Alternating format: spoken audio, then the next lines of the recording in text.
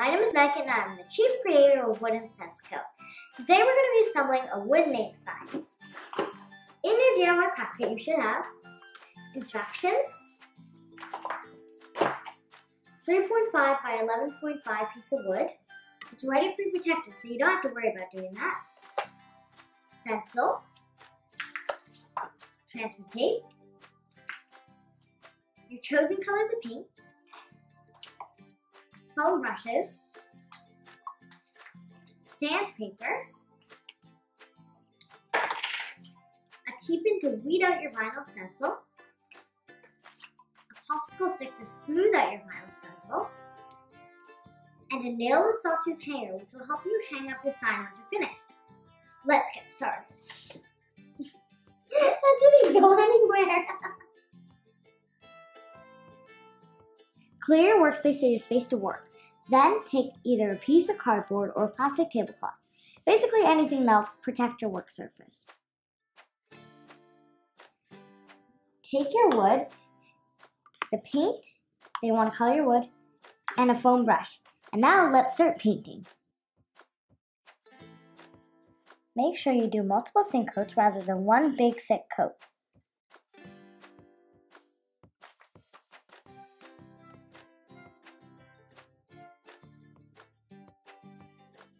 I painted myself. So this is what 2 coats look like, and I think it'll look better if I do one more coat. So that's what I'm going to do right now.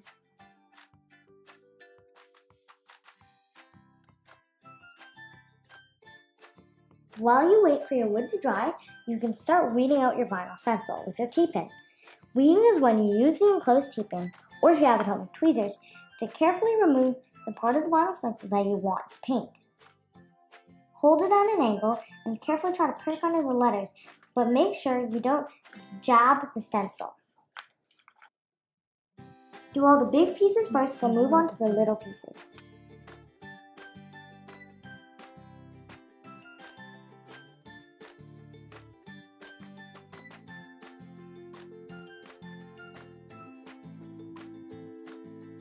It's time to apply your transfer tape onto your weeded vinyl stencil. Flip over your transfer tape and try to remove a corner. You flip it over so it doesn't curl when you remove it. Now you can carefully pick it up and place it onto your stencil. The important part about this is you don't need to cover the whole stencil, just the weeded parts of it. Smooth out your stencil using your finger and/or your popsicle stick.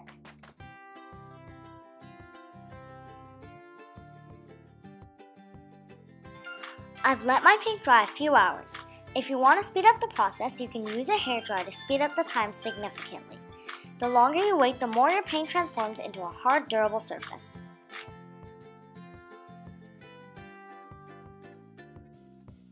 Once you're done sanding, use a lint-free cloth and wipe down the surface and all the sides of your wood. You do this to remove all the fine dust from the project, because even the tiniest bit of fine dust can affect the way your stencil adheres to the wood. Just so I know that my stencil is properly lined, without removing the backing, I'm going to carefully place it onto the wood and try to match it so that it's in the center. And once you're confident that it is, take a pencil and make small guidelines around your stencil. Remove the backing of your vinyl stencil. Like we did with the transfer tape, start on one corner and if you can't get it, go to another corner. But if you want, fold in a corner and then the backing should come off more easily. Make sure all the little pieces stay on your stencil. You don't want them to come out or else your letters may look a bit odd. Now you can carefully pick up your stencil and place it onto your wood, lining it up with the marks you just made.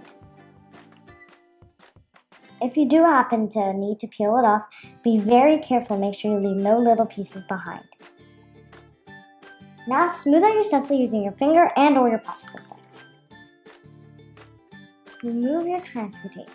Slide it off closer to the wood rather than pulling it off from above. Make sure you leave all the little pieces in. Do one final smoothing with your finger or your popsicle stick to get the last air bubbles out before you paint.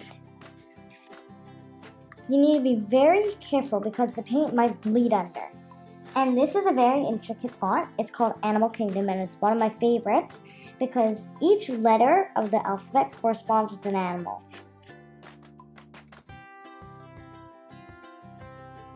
Before you paint, you just gotta protect your wood. If you have at home masking tape or painter's tape, use that and line up the edges of the stencil so you don't paint your wood where you don't want it to be painted. Move that down and then now you're ready to paint. Use your backup paint as your first coat on the stencil. This will prevent paint from bleeding through. When you're painting your stencil, make sure you dab up and down instead of brushing it on side to side. Make sure you do multiple thin coats rather than one big thick coat, because that will help the paint adhere to the wood.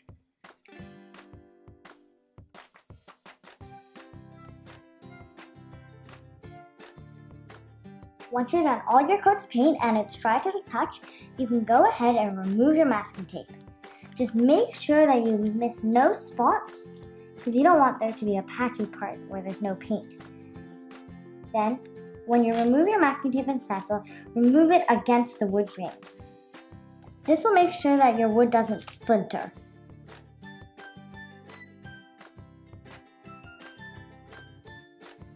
Weed out the inside of your vinyl letters. Hold your teapot at an angle so you don't nick the paint. If you do happen to nick the paint, don't worry, we'll teach you how to fix that in the next step.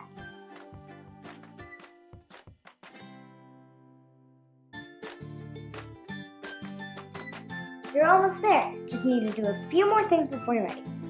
Erase all the pencil marks that you made. If you made any nicks in your wood, now would be the time that you use your T-pin, or if you have at home, a detailing brush, and dip your T-pin or detailing brush into the paint and carefully use it to touch out your letters. If you like what you see or want to try more DIY craft kits just like this one, we have a lot of different crafts that you can try out. Just look for @Wood Stencil Co on Facebook and Instagram. Bye for now!